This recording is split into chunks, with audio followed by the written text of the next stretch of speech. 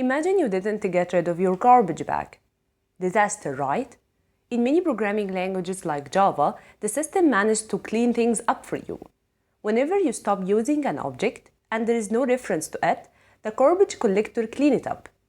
Welcome to the Low-Level Thinking series, where we discuss what happens behind the code.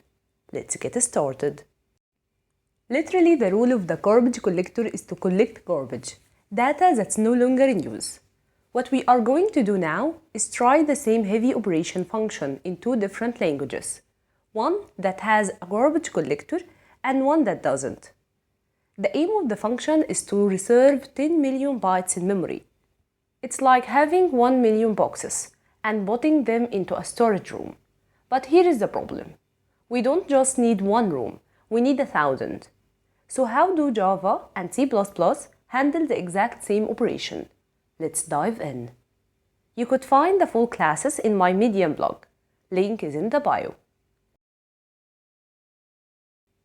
First, we have a class in C++ with no args constructor, a destructor, and a heavy operation function that allocates a huge block of memory inside a loop and stores it in an array called data, or wrapped in a try-catch block to catch bad allocation error. At first, I ran the method without calling delete.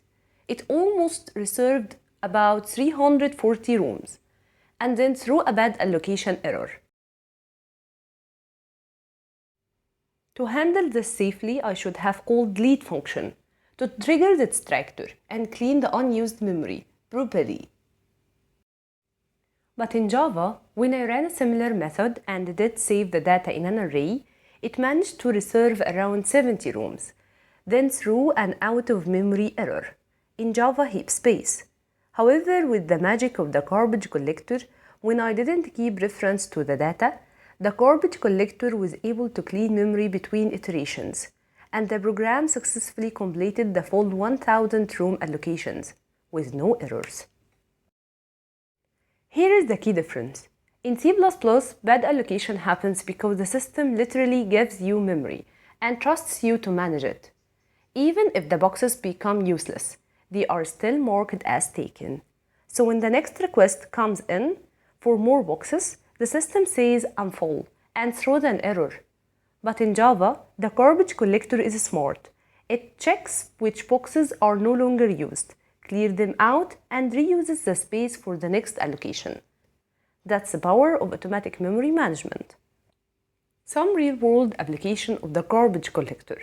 In Android, when you switch between activities or fragments, GC automatically cleans up views, bitmaps, and listeners you are no longer using, keeping your app smooth and efficient.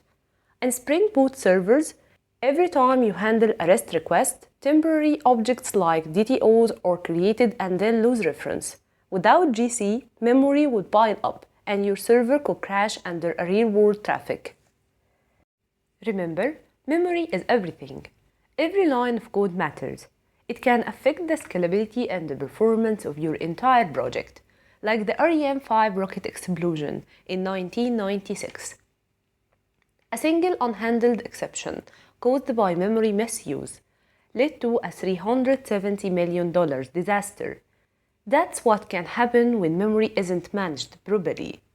Try it yourself and see the difference. And if you have made it so far, subscribe. Support me for deep thinking at the low level.